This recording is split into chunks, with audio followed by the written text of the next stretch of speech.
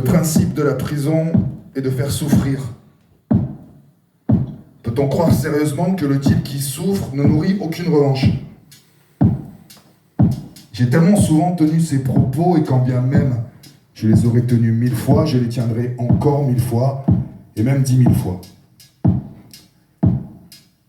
Il n'y a guère qu'un Christ pour s'écrier « Père, pardonne-leur, ils ne savent pas ce qu'ils font. » Et voilà, ce Christ est un saint, le Fils de Dieu, et nous ne sommes que des hommes.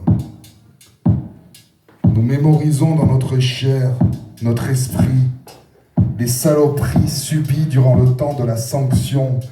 Et ce cauchemar, nous voulons le reproduire, et pire encore.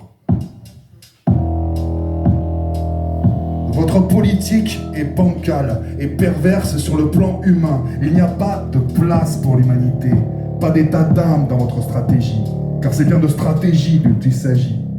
Une stratégie politicienne pour assurer votre pouvoir. L'exclusion, l'enfermement, la misère. Si vous vous en préoccupiez, ce serait tout votre système qui serait remis en cause. Vous faites semblant de vous en soucier en créant des ministères à cet effet, mais sachant pertinemment que c'est l'heure, loin de régler le problème, ne font que le pérenniser. Et en ce sens, pour vous, c'est une réussite.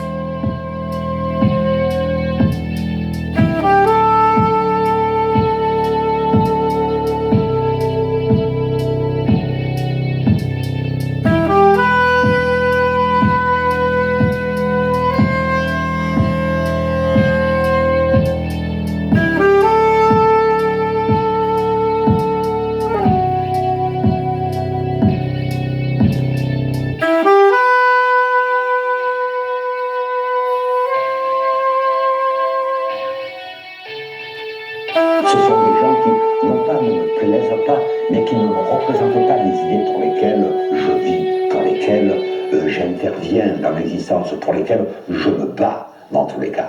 Donc ces gens-là, je ne voterai pas pour eux. Je leur donnerai pas un quitus pour qu'ils gouvernent, pour qu'ils dominent. Parce que le système qu'ils mettent en place, que ce soit de droite ou de gauche, est un système que j'abhorre. Un système que je critique d'une façon très très très radicale. Parce qu'il est pervers. Ce système-là, je ne peux pas lui donner un quitus. Je suis contre, totalement contre, absolument contre et radicalement contre. Mais alors, c'est qu'il n'y a pas d'autre choix. Il peut y avoir peut-être d'autres choix, qui sont peu représentatifs. Par exemple, ces autres intels qui sont très peu cotés. Peut-être leur donner une voix qui a le signifié de responsabilité, et ensuite être avec eux pour créer des connexions de base parmi les individus et à faire nous-mêmes le politique. En ce qui me concerne, en ce qui nous concerne, parce que je ne suis pas le seul, et heureusement, nous tentons, nous essayons, nous nous battons pour faire entendre, non pas un rapport sacral à la révolution, parce que ce n'est pas sacral, non, mais lui donner toute son authenticité. Je me bats pour ça, et ça s'appelle la révolution. La révolution, c'est pas nécessairement la Kalachnikov, les barricades, non, c'est aussi ça.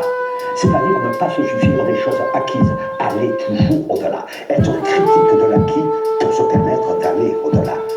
Nous, révolutionnaires, nous pensons que le mieux n'est pas l'ennemi du meilleur, et qu'il faut réinventer les termes et la pratique de démocratie.